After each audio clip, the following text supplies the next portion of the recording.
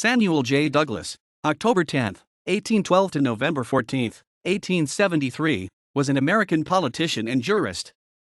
A Democrat originally from Virginia, he served on the Florida Territorial Court of Appeals during the era of Florida Territory, 1841 to 45, and the Florida Supreme Court, 1866 to 68.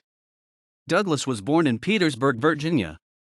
He graduated from the University of Virginia and entered into the practice of law in Southampton County, Virginia.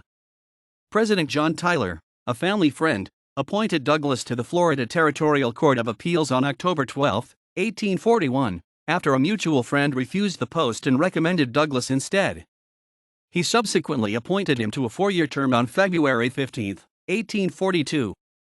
This was a tumultuous time in Florida history, and Douglas met the task of restoring the rule of law to curb both criminal offenders and planters and businessmen trying to escape responsibility for their debts.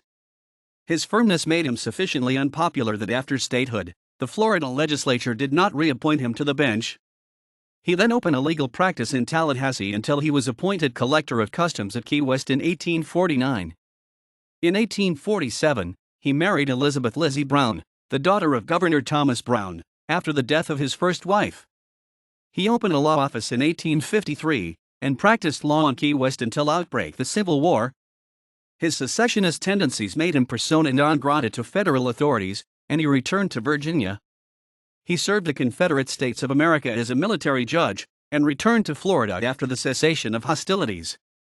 In the summer of 1865, he became a private secretary to Governor William Marvin.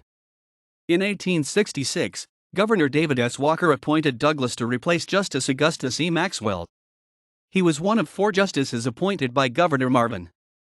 In the uncertainty of Florida under federal occupation, Douglas' efforts centered on resolving conflicts with Florida and military officials.